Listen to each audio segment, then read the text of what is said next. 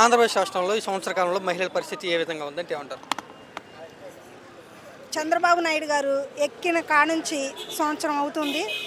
ఎక్కడ చూసినా దాడులు, అత్యాచారాలు బాగా జరుగుతున్నాయి. కూటమి ప్రభుత్వాన్ని ప్రజలు ఓటేసి గెలిపించింది ఇందుకేనా? ఎక్కడ చూసినా మహిళలపైన అత్యాచారం ఎక్కువగా జరుగుతుంది. మరి చంద్రబాబు నాయుడు గారికి మరి మేము తెలియజేస్తాం, ఈ అరాచకాలు ఆపకపోతే ఇంకా మరి మహిళలందరూ తిరుగుబాటు చేయవలసి వస్తుంది.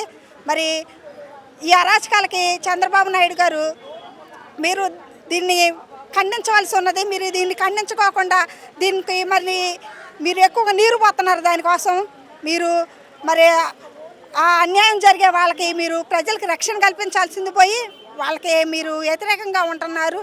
మీరు చేయవలసిందిగా కోరుతున్నాను. మరి రాష్ట్రానికి మహిళ ముఖ్యమంత్రిగా ఉన్నారు, ఆమె ఏమీ చర్యలు తీసుకోవట్లేదు. అసలు హోంమంత్రి ఉందనే కానీ అసలు ఏ మహిళ పైన ఏ విధంగానూ చర్య తీసుకోవట్లేదు. ఈ అరాచకాలు ఆపడానికి ప్రయత్నం చేయటం లేదు.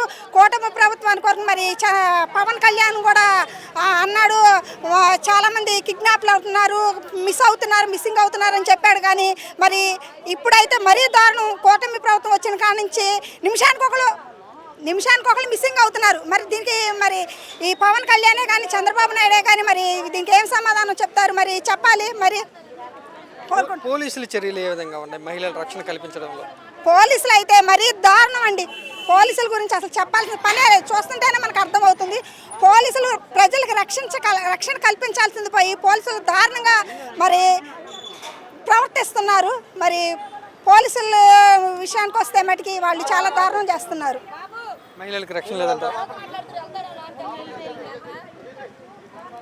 మహిళలందరూ తిరుగుబాటు చేస్తాం. మేము మహిళలందరూ అసలు వచ్చి సంవత్సరం అవుతుంది. మరి కూటమి ప్రభుత్వం వచ్చి మరి సూపర్ 6 పథకాలు అన్నారు. ఏ ఒక్కరికి ఏ పథకం అమలుపరిచింది లేరు.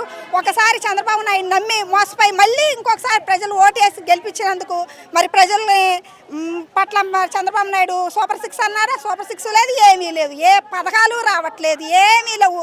ప్రజలందరూ చాలా బాధపడుతున్నారు. ఈ ప్రభుత్వం ఎందుకు వచ్చిందా, ఎందుకు నమ్మి ప్రజలు ఈ ప్రభుత్వాన్ని నమ్మి ఎందుకు ఓటేసామా అని చాలా బాధపడుతున్నారు. ఈ ప్రభుత్వం ఎప్పుడు దిగిపోయిద్దా, మళ్ళీ ఎలక్షన్లు ఎప్పుడు వస్తాయా అని అందరూ ఎదురెదురు చూస్తున్నారు.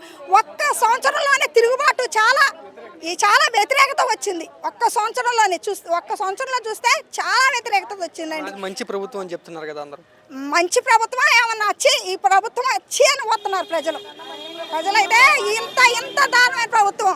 పిల్లలు స్కూల్కి వెళ్ళే పిల్లలకి ఏ పథకాలు లేవు, వృద్ధులకి ఏ పథకాలు లేవు. అసలు సూపర్ 6 అన్నాడు. సూపర్ 6 కాదు ఏ 6లు చేయట్లా. అసలు ఎందుకు దిగింది ఈ ప్రభుత్వం? అసలు ప్రజలైతే ఎదురు చూస్తున్నారు. ఎప్పుడు మరి 3 సంవత్సరాలు ఇంకెప్పుడు గడిచిపోతాయా, ఈ చంద్రబాబు నాయుడు ఎప్పుడు దిగిపోతాడా అని అందరూ ఎదురు చూస్తున్నారు.